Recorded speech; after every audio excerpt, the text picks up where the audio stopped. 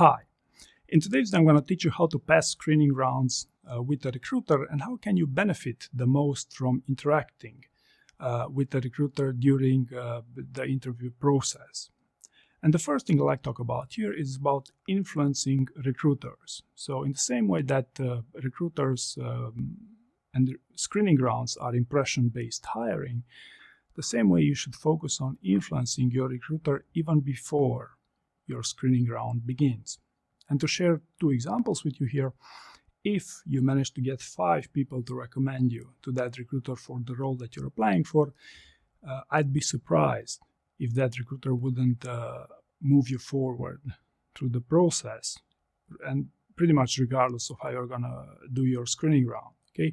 Or another example here would be that recruiters do get seduced by well-keyworded CVs. Okay, so if you have a professionally written CV, which by the way some companies even advise you to do, okay, but if you have these well-keyworded CVs, they will significantly improve your chances to pass screening rounds. So if your objective is to pass screening rounds, these would be some valuable tips.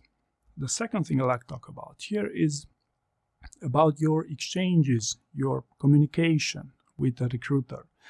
The first thing you should keep in mind is that it's very normal, very common for any company early on in the interview process not to be too reliable, to reschedule interviews, to get back to you a bit late and so on. Not just with recruiters, but with anyone as part of your screening round. So don't take these things too seriously, but rather try to use them to your advantage. They have the upper hand, they're busy, it's just a screening process.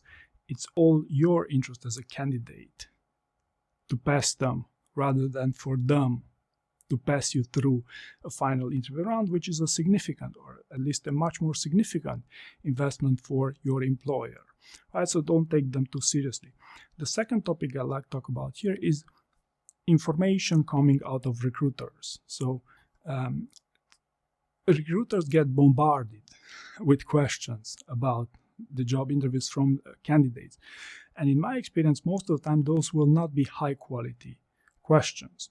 Now, if you put yourself in a recruiter's shoes, your goals of success will not be measured by your accuracy in your answers to a candidate's interview questions about their interviews. So in extreme cases, recruiters might even provide you with misleading information about your job interviews, especially if your question isn't really making a ton of sense or your question isn't a good one. For example, if you're going to ask them interviewing for a technical role whether your interview will be technical or behavioral, chances are they will say, hey, don't worry, it's going to be just behavioral, right? And then your interview will be 80% technical and just a little bit behavioral.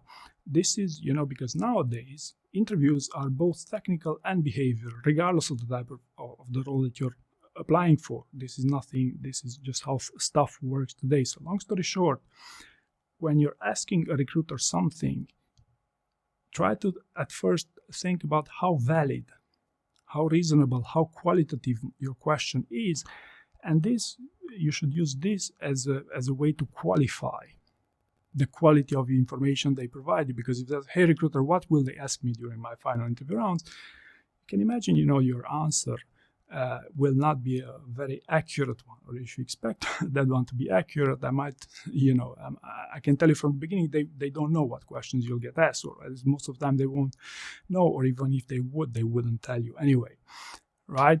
So don't over-rely on information from recruiters. And last but not least, understand most of the time, or at least sometimes, I should say, you as a candidate represent a risk for a recruiter. Okay, so the moment you're saying something dumb, even if it's just an email, it's not an actual screening round, that will actually matter, because the recruiter will take a risk by passing you on to a final interview round. Because for a business, it's very cheap to run screening rounds when compared to final interview rounds.